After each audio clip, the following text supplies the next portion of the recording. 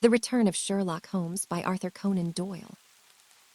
The Adventure of Charles Augustus Milverton. It is years since the incidents of which I speak took place, and yet it is with diffidence that I allude to them. For a long time, even with the utmost discretion and reticence, it would have been impossible to make the facts public. But now the principal person concerned is beyond the reach of human law, and with due suppression, the story may be told in such fashion as to injure no one. It records an absolutely unique experience in the career, both of Mr. Sherlock Holmes and of myself. The reader will excuse me if I conceal the date or any other fact by which he might trace the actual occurrence. We had been out for one of our evening rambles, Holmes and I, and had returned about 6 o'clock on a cold, frosty winter's evening. As Holmes turned up the lamp, the light fell upon a card on the table. He glanced at it, and then, with an ejaculation of disgust, threw it on the floor. I picked it up and read. Charles Augustus Milverton, Appledore Towers, Hampstead. Agent. The worst man in London, Holmes answered, as he sat down and stretched his legs before the fire. Is anything on the back of the card? He's about due. Do you feel a creeping, shrinking sensation, Watson, when you stand before the serpents in the zoo and see the slithery, gliding, venomous creatures with their deadly eyes and wicked, flattened faces? Well, that's how Milverton impresses me. I've had to do with 50 murderers in my career, but the worst of them never gave me the repulsion which I have for this fellow. And yet I can't get out of doing business with him. Indeed, he is here at my invitation. I'll tell you, Watson. He is the king of all the blackmailers. Heaven help the man, and still more the woman, whose secret and reputation come into the power of Milverton. With a smiling face and a heart of marble, he will squeeze and squeeze until he has drained them dry. The fellow is a genius in his way, and would have made his mark in some more savory trade. His method is as follows. He allows it to be known that he is prepared to pay very high sums for letters which compromise people of wealth and position. He receives these wares not only from treacherous valets or maids, but frequently from genteel ruffians who have gained the confidence and affection of trusting women. He deals with no niggard hand. I happen to know that he paid £700 to a footman for a note 2 lines in length, and that the ruin of a noble family was the result. Everything which is in the market goes to Milverton, and there are hundreds in this great city who turn white at his name.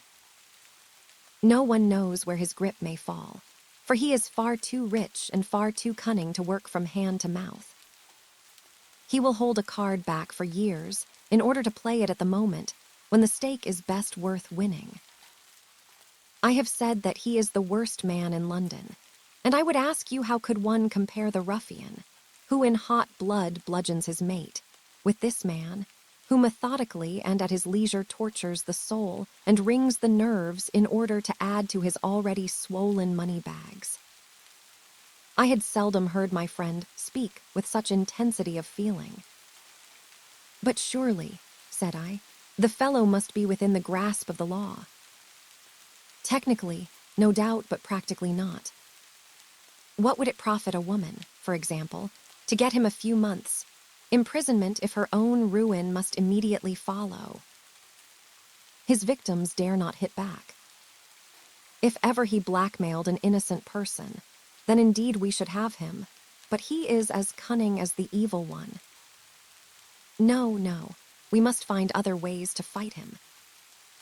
Because an illustrious client has placed her piteous case in my hands.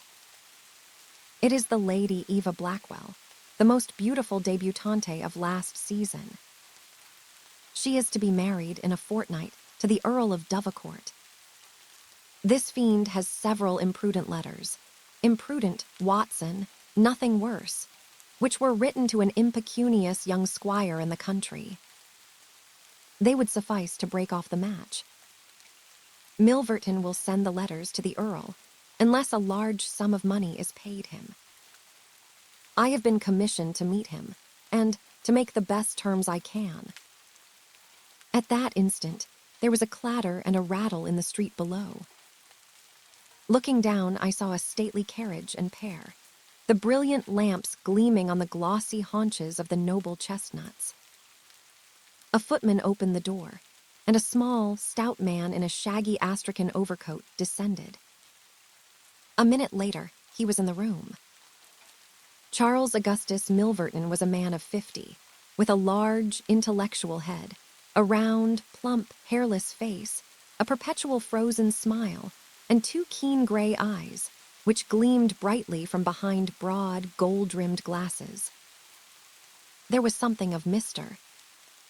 Pickwick's benevolence in his appearance, marred only by the insincerity of the fixed smile and by the hard glitter of those restless and penetrating eyes. His voice was as smooth and suave as his countenance, as he advanced with a plump little hand extended, murmuring his regret for having missed us at his first visit. Holmes disregarded the outstretched hand and looked at him with a face of granite. Milverton's smile broadened. He shrugged his shoulders, removed his overcoat, folded it with great deliberation over the back of a chair, and then took a seat. "This gentleman," said he, with a wave in my direction. "Is it discreet? Is it right? Very good, Mr. Holmes. It is only in your client's interests that I protested. The matter is so very delicate. Then we can proceed to business. You say that you are acting for Lady Eva. Has she empowered you to accept my terms? My dear sir, it is painful for me to discuss it, but if the money is not paid on the 14th, there certainly will be no marriage on the 18th. His insufferable smile was more complacent than ever. You appear to me, he said at last, to be taking matters too much for granted. I am, of course, familiar with the contents of these letters. My client will certainly do what I may advise. I shall counsel her to tell her future husband the whole story, and to trust to his generosity. From the baffled look upon Holmes's face, I could see clearly that he did. They are sprightly, very sprightly, Milverton answered. The lady was a charming correspondent. But I can assure you that the Earl of Dovercourt would fail to appreciate them. However, since you think otherwise, we will let it rest at that. It is purely a matter of business. If you think that it is in the best interests of your client that these letters should be placed in the hands of the Earl, then you would indeed be foolish to pay so large a sum of money to regain them. He rose and seized his astrakhan coat. Wait a little, he said. You go too fast. We should certainly make every effort to avoid scandal in so delicate a matter. I was sure that you would see it in that light, he purred. At the same time, Holmes continued, Lady Eva is not a wealthy woman. I assure you that £2,000 would be a drain upon her resources, and that the sum you name is utterly beyond her power. I beg, therefore, that you will moderate your demands, and that you will return the letters at the price I indicate, which is, I assure you, the highest that you can get. Milverton's smile broadened, and his eyes twinkled humorously. I am aware that what you say is true about the lady's resources, said he. At the same time, you must admit that the occasion of a lady's marriage is a very suitable time for her friends and relatives to make some little effort upon her behalf. They may hesitate as to an acceptable wedding present. Let me assure them that this little bundle of letters would give more joy than all the candelabra and butter dishes in London. Dear me, how unfortunate," cried Milverton, taking out a bulky pocketbook. "I cannot help thinking that ladies are ill-advised in not making an effort. Look at this." He held up a little note with a coat of arms upon the envelope. "That belongs to, well, perhaps it is hardly fair to tell the name until tomorrow morning. But at that time, it will be in the hands of the lady's husband. And all because she will not find a beggarly sum which she could get by turning her diamonds into paste. It is such a pity. Now, you remember the sudden end of the engagement between the Honorable Miss Miles and Colonel Dorking. Only 2 days before the wedding, there was a paragraph in the Morning Post to say that it was all off. And why? It is almost incredible, but the absurd sum of £1,200 would have settled the whole question. Is it not pitiful?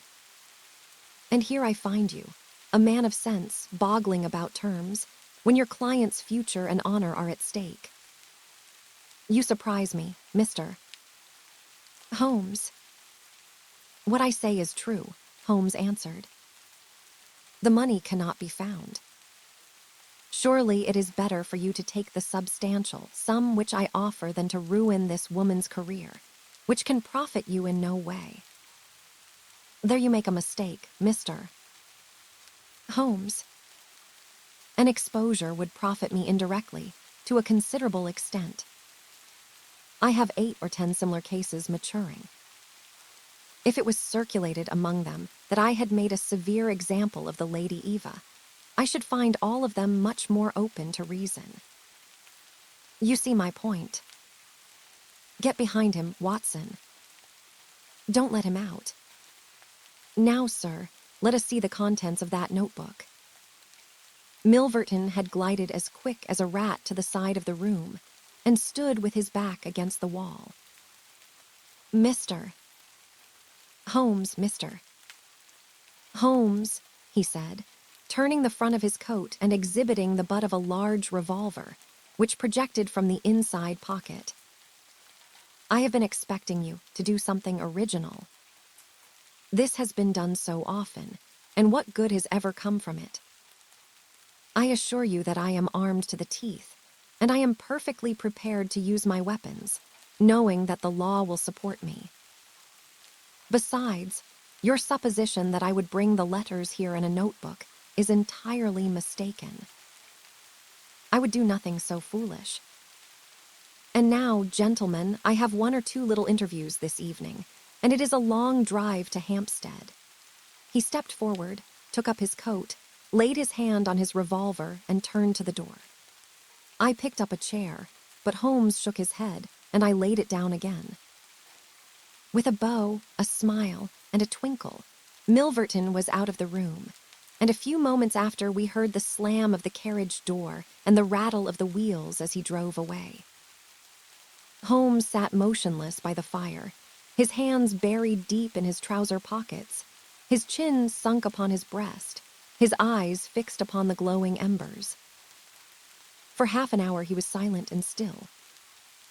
Then, with the gesture of a man who has taken his decision, he sprang to his feet and passed into his bedroom.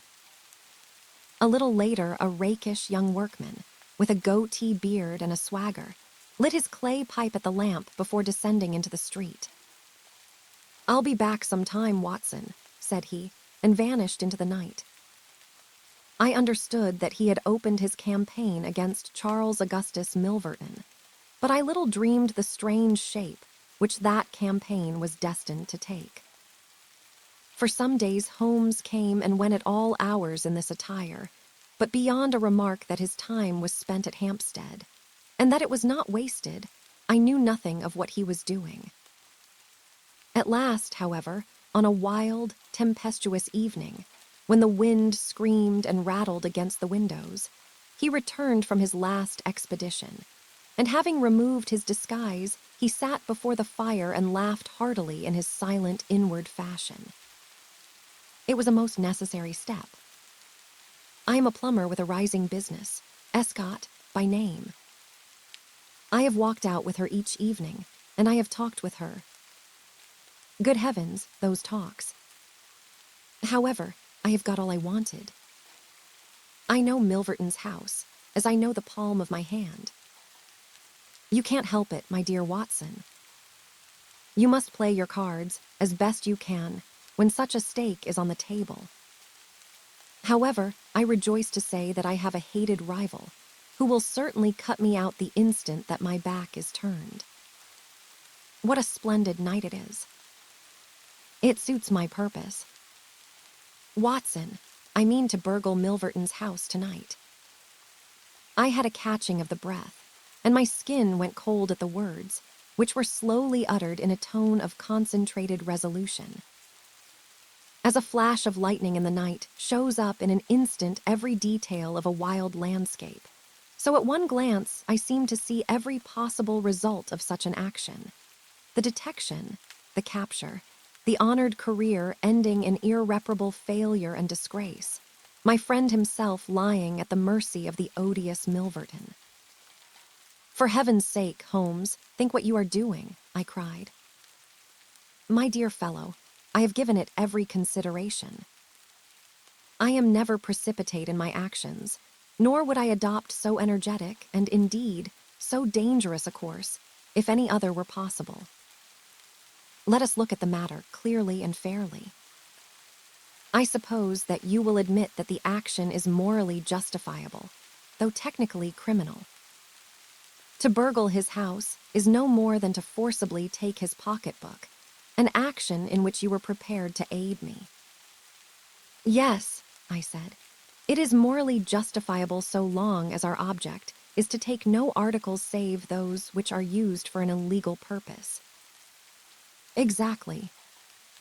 Since it is morally justifiable, I have only to consider the question of personal risk. Surely a gentleman should not lay much stress upon this, when a lady is in most desperate need of his help. Well, that is part of the risk. There is no other possible way of regaining these letters. The unfortunate lady has not the money, and there are none of her people in whom she could confide. Tomorrow is the last day of grace, and unless we can get the letters tonight, this villain will be as good as his word and will bring about her ruin.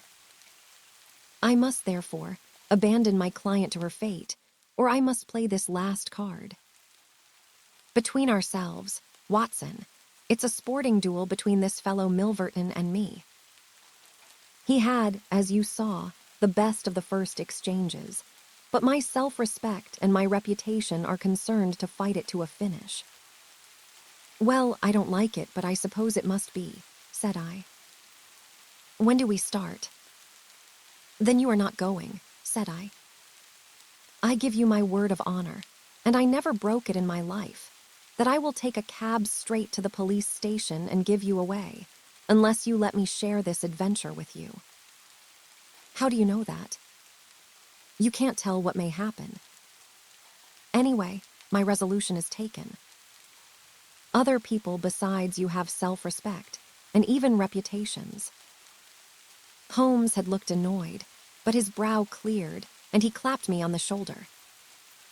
Well, my dear fellow, be it so. We have shared this same room for some years, and it would be amusing if we ended by sharing the same cell.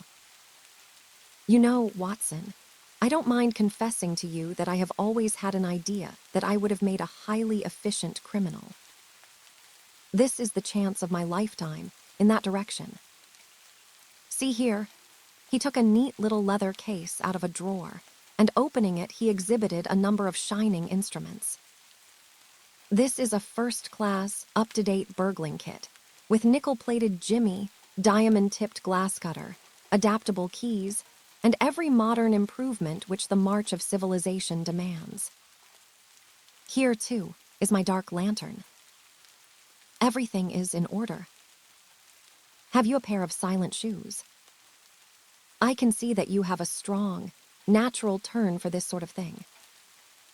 Very good. Do you make the masks? We shall have some cold supper before we start. It is now 9:30. At 11, we shall drive as far as Church Row. It is a quarter of an hour's walk from there to Appledore Towers. We shall be at work before midnight. Milverton is a heavy sleeper and retires punctually at 10:30. With any luck, we should be back here by 2, with the Lady Eva's letters in my pocket. Holmes and I put on our dress clothes so that we might appear to be 2 theater-goers homeward bound. In Oxford Street, we picked up a hansom and drove to an address in Hampstead. Here we paid off our cab, and with our great coats buttoned up, for it was bitterly cold and the wind seemed to blow through us, we walked along the edge of the heath. "It's a business that needs delicate treatment," said Holmes. "These documents are contained in a safe in the fellow's study, and the study is the anteroom of his bedchamber. On the other hand, like all these stout little men who do themselves well, he is a plethoric sleeper. Agatha, that's my fiancée, says it is a joke in the servants' hall that it's impossible to wake the master. He has a secretary who is devoted to his interests and never budges from the study all day. That's why we are going at night. Then he has a beast of a dog which roams the garden. I met Agatha late the last 2 evenings, and she locks the brute up so as to give me a clear run. This is the house, this big one in its own grounds. Through the gate, now to the right among the laurels. We might put on our masks here, I think. You see, there is not a glimmer of light in any of the windows, and everything is working splendidly. With our black silk face coverings, which turned us into 2 of the most truculent figures in London, we stole up to the silent, gloomy house. A sort of tiled veranda extended along one side of it, lined by several windows and 2 doors. "That's his bedroom," Holmes whispered. "This door opens straight into the study. It would suit us best, but it is bolted as well as locked, and we should make too much noise getting in. Come round here. There's a greenhouse, which opens into the drawing room." The place was locked, but Holmes removed a circle of glass and turned the key from the inside. An instant afterwards, he had closed the door behind us, and we had become felons in the eyes of the law. The thick, warm air of the conservatory and the rich, choking fragrance of exotic plants took us by the throat. He seized my hand in the darkness and led me swiftly past banks of shrubs which brushed against our faces. Holmes had remarkable powers, carefully cultivated, of seeing in the dark. Still holding my hand in one of his, he opened a door, and I was vaguely conscious that we had entered a large room in which a cigar had been smoked not long before. He felt his way among the furniture, opened another door, and closed it behind us. Putting out my hand, I felt several coats hanging from the wall, and I understood that I was in a passage. We passed along it, and Holmes very gently opened a door upon the right-hand side. Something rushed out at us, and my heart sprang into my mouth, but I could have laughed when I realized that it was the cat. A fire was burning in this new room, and again the air was heavy with tobacco smoke. Holmes entered on tiptoe, waited for me to follow, and then very gently closed the door. We were in Milverton's study, and a portiere at the farther side showed the entrance to his bedroom. It was a good fire, and the room was illuminated by it. Near the door I saw the gleam of an electric switch, but it was unnecessary, even if it had been safe, to turn it on. At one side of the fireplace was a heavy curtain, which covered the bay window we had seen from outside. On the other side was the door which communicated with the veranda. A desk stood in the center, with a turning chair of shining red leather. Opposite was a large bookcase, with a marble bust of Athene on the top. In the corner, between the bookcase and the wall, there stood a tall green safe, the firelight flashing back from the polished brass knobs upon its face. Holmes stole across and looked at it. Then he crept to the door of the bedroom and stood with slanting head, listening intently. No sound came from within. Meanwhile, it had struck me that it would be wise to secure our retreat through the outer door, so I examined it. To my amazement, it was neither locked nor bolted. I touched Holmes on the arm, and he turned his masked face in that direction. I saw him start, and he was evidently as surprised as I. "I don't like it," he whispered, putting his lips to my very ear. "I can't quite make it out. Anyhow, we have no time to lose." "Yes, stand by the door. If you hear anyone come, bolt it on the inside, and we can get away as we came. If they come the other way, we can get through the door if our job is done, or hide behind these window curtains if it is not. Do you understand?" I nodded and stood by the door.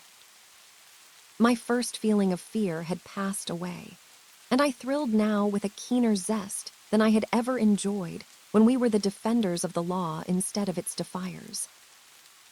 The high object of our mission, the consciousness that it was unselfish and chivalrous, the villainous character of our opponent, all added to the sporting interest of the adventure. Far from feeling guilty, I rejoiced and exulted in our dangers. With a glow of admiration, I watched Holmes unrolling his case of instruments and choosing his tool with the calm, scientific accuracy of a surgeon who performs a delicate operation. I knew that the opening of safes was a particular hobby with him, and I understood the joy which it gave him to be confronted with this green and gold monster, the dragon which held in its maw the reputations of many fair ladies. Turning up the cuffs of his dress coat, he had placed his overcoat on a chair. Holmes laid out 2 drills, a jimmy, and several skeleton keys. I stood at the center door with my eyes glancing at each of the others, ready for any emergency, though, indeed, my plans were somewhat vague as to what I should do if we were interrupted. For half an hour, Holmes worked with concentrated energy, laying down one tool, picking up another, handling each with the strength and delicacy of the trained mechanic. Finally, I heard a click. The broad green door swung open, and inside I had a glimpse of a number of paper packets, each tied, sealed, and inscribed. Holmes picked one out, but it was as hard to read by the flickering fire, and he drew out his little dark lantern, for it was too dangerous, with Milverton in the next room, to switch on the electric light. Suddenly I saw him halt, listen intently, and then in an instant he had swung the door of the safe to, picked up his coat, stuffed his tools into the pockets, and darted behind the window curtain, motioning me to do the same. It was only when I had joined him there that I heard what had alarmed his quicker senses. There was a noise somewhere within the house. A door slammed in the distance. Then a confused, dull murmur broke itself into the measured thud of heavy footsteps, rapidly approaching. They were in the passage outside the room. They paused at the door. The door opened. There was a sharp snick as the electric light was turned on. The door closed once more, and the pungent reek of a strong cigar was borne to our nostrils. Then the footsteps continued backward and forward, within a few yards of us. Finally, there was a creak from a chair, and the footsteps ceased. Then a key clicked in a lock, and I heard the rustle of papers. So far, I had not dared to look out, but now I gently parted the division of the curtains in front of me and peeped through. From the pressure of Holmes's shoulder against mine, I knew that he was sharing my observations. Right in front of us, and almost within our reach, was the broad, rounded back of Milverton. It was evident that we had entirely miscalculated his movements, that he had never been to his bedroom, but that he had been sitting up in some smoking or billiard room in the farther wing of the house, the windows of which we had not seen. His broad, grizzled head, with its shining patch of baldness, was in the immediate foreground of our vision. He was leaning far back in the red leather chair, his legs outstretched, a long, black cigar projecting at an angle from his mouth. He wore a semi-military smoking jacket, claret-colored, with a black velvet collar. In his hand, he held a long, legal document, which he was reading in an indolent fashion, blowing rings of tobacco smoke from his lips as he did so. There was no promise of a speedy departure in his composed bearing and his comfortable attitude. I felt Holmes's hand steal into mine and give me a reassuring shake, as if to say that the situation was within his powers and that he was easy in his mind. I was not sure whether he had seen what was only too obvious from my position, that the door of the safe was imperfectly closed, and that Milverton might at any moment observe it. In my own mind, I had determined that if I were sure, from the rigidity of his gaze, that it had caught his eye, I would at once spring out, throw my great coat over his head, pinion him, and leave the rest to Holmes. But Milverton never looked up. He was languidly interested by the papers in his hand, and page after page was turned as he followed the argument of the lawyer. At least, I thought, when he has finished the document and the cigar, he will go to his room. But before he had reached the end of either, there came a remarkable development, which turned our thoughts into quite another channel. Several times, I had observed that Milverton looked at his watch, and once he had risen and sat down again, with a gesture of impatience. The idea, however, that he might have an appointment at so strange an hour never occurred to me, until a faint sound reached my ears from the veranda outside. Milverton dropped his papers and sat rigid in his chair. The sound was repeated, and then there came a gentle tap at the door. Milverton rose and opened it. "Well," said he curtly, "you are nearly half an hour late." So this was the explanation of the unlocked door and of the nocturnal vigil of Milverton. There was the gentle rustle of a woman's dress. I had closed the slit between the curtains as Milverton's face had turned in our direction, but now I ventured very carefully to open it once more. He had resumed his seat, the cigar still projecting at an insolent angle from the corner of his mouth. In front of him, in the full glare of the electric light, there stood a tall, slim, dark woman, a veil over her face, a mantle drawn round her chin. Her breath came quick and fast, and every inch of the lithe figure was quivering with strong emotion. "Well," said Milverton, "you made me lose a good night's rest, my dear. I hope you'll prove worth it. You couldn't come any other time, eh?" "Well, if you couldn't, you could. If the Countess is a hard mistress, you have your chance to get level with her now. Bless the girl, what are you shivering about? That's right. Pull yourself together. Now, let us get down to business." He took a notebook from the drawer of his desk. "You say that you have 5 letters, which compromise the Countess d'Albert. You want to sell them. I want to buy them. So far, so good. It only remains to fix a price. I should want to inspect the letters, of course. If they are really good specimens, great heavens, is it you?" The woman, without a word, had raised her veil and dropped the mantle from her chin.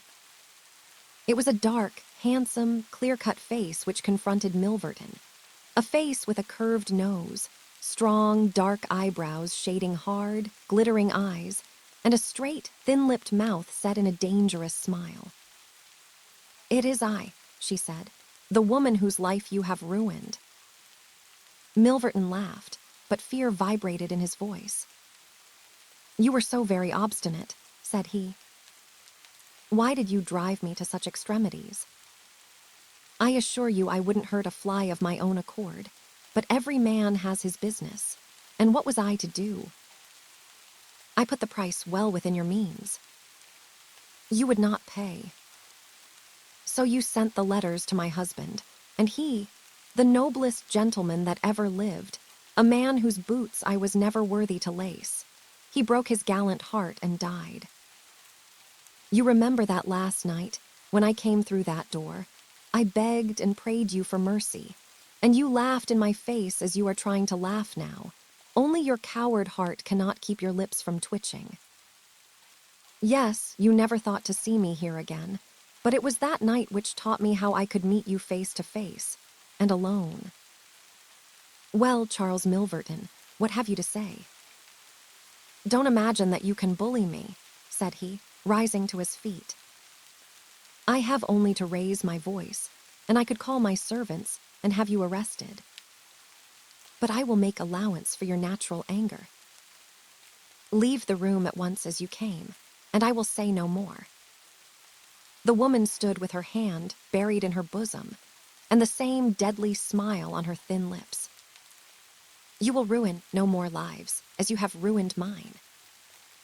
You will wring no more hearts as you wrung mine. I will free the world of a poisonous thing. Take that, you hound, and that, and that, and that. She had drawn a little gleaming revolver, and emptied barrel after barrel into Milverton's body, the muzzle within 2 feet of his shirt front. He shrank away and then fell forward upon the table, coughing furiously and clawing among the papers. Then he staggered to his feet, received another shot, and rolled upon the floor. You've done me, he cried and lay still. The woman looked at him intently and ground her heel into his upturned face. She looked again, but there was no sound or movement. I heard a sharp rustle. The night air blew into the heated room, and the avenger was gone. No interference upon our part could have saved the man from his fate, but as the woman poured bullet after bullet into Milverton's shrinking body, I was about to spring out, when I felt Holmes's cold, strong grasp upon my wrist. I understood the whole argument of that firm, restraining grip, that it was no affair of ours, that justice had overtaken a villain, that we had our own duties and our own objects, which were not to be lost sight of. But hardly had the woman rushed from the room when Holmes, with swift, silent steps, was over at the other door. He turned the key in the lock. At the same instant, we heard voices in the house and the sound of hurrying feet. The revolver shots had roused the household. With perfect coolness, Holmes slipped across to the safe, filled his 2 arms with bundles of letters, and poured them all into the fire. Again and again he did it, until the safe was empty. Someone turned the handle and beat upon the outside of the door. Holmes looked swiftly round. The letter which had been the messenger of death for Milverton lay, all mottled with his blood, upon the table. Holmes tossed it in among the blazing papers. Then he drew the key from the outer door, passed through after me, and locked it on the outside. This way, Watson, said he. We can scale the garden wall in this direction. I could not have believed that an alarm could have spread so swiftly. Looking back, the huge house was one blaze of light. The front door was open, and figures were rushing down the drive. The whole garden was alive with people, and one fellow raised a view halloa as we emerged from the veranda and followed hard at our heels. Holmes seemed to know the grounds perfectly, and he threaded his way swiftly among a plantation of small trees. I close at his heels, and our foremost pursuer panting behind us. It was a 6-foot wall which barred our path, but he sprang to the top and over. As I did the same, I felt the hand of the man behind me grab at my ankle, but I kicked myself free and scrambled over a grass-strewn coping. I fell upon my face among some bushes, but Holmes had me on my feet in an instant, and together we dashed away across the huge expanse of Hampstead Heath. We had run 2 miles, I suppose, before Holmes at last halted and listened intently. All was absolute silence behind us.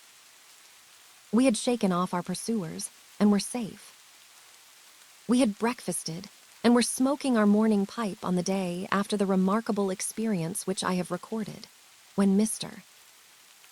Lestrade of Scotland Yard, very solemn and impressive, was ushered into our modest sitting room. "Good morning, Mr. Holmes," said he. "Good morning. May I ask if you are very busy just now? I thought that, perhaps, if you had nothing particular on hand, you might care to assist us in a most remarkable case, which occurred only last night at Hampstead. A murder, a most dramatic and remarkable murder. I know how keen you are upon these things, and I would take it as a great favor if you would step down to Appledore Towers and give us the benefit of your advice. It is no ordinary crime. We have had our eyes upon this Mr. Milverton for some time, and between ourselves, he was a bit of a villain. He is known to have held papers, which he used for blackmailing purposes. These papers have all been burned by the murderers. No article of value was taken, as it is probable that the criminals were men of good position, whose sole object was to prevent social exposure. Yes, there were 2 of them. They were as nearly as possible captured red-handed. We have their footmarks, we have their description. It's 10 to 1 that we trace them. The first fellow was a bit too active, but the second was caught by the undergardener and only got away after a struggle. He was a middle-sized, strongly built man, square jaw, thick neck, mustache, a mask over his eyes. That's rather vague, said Sherlock Holmes. It might be a description of Watson. It's true, said the inspector with amusement. It might be a description of Watson. Well, I'm afraid I can't help you, Lestrade, said Holmes. The fact is that I knew this fellow Milverton, that I considered him one of the most dangerous men in London, and that I think there are certain crimes which the law cannot touch, and which therefore, to some extent, justify private revenge. No, it's no use arguing. I have made up my mind. My sympathies are with the criminals rather than with the victim, and I will not handle this case. Holmes had not said one word to me about the tragedy which we had witnessed, but I observed all the morning that he was in his most thoughtful mood, and he gave me the impression, from his vacant eyes and his abstracted manner, of a man who is striving to recall something to his memory. We were in the middle of our lunch, when he suddenly sprang to his feet. "By Jove, Watson, I've got it," he cried. "Take your hat. Come with me." He hurried at his top speed down Baker Street and along Oxford Street until we had almost reached Regent Circus. Here, on the left hand, there stands a shop window filled with photographs of the celebrities and beauties of the day. Holmes's eyes fixed themselves upon one of them, and following his gaze, I saw the picture of a regal and stately lady in court dress, with a high diamond tiara upon her noble head. I looked at that delicately curved nose, at the marked eyebrows, at the straight mouth, and the strong little chin beneath it. Then I caught my breath as I read the time-honored title of the great nobleman and statesman, whose wife she had been. My eyes met those of Holmes, and he put his finger to his lips as we turned away from the window.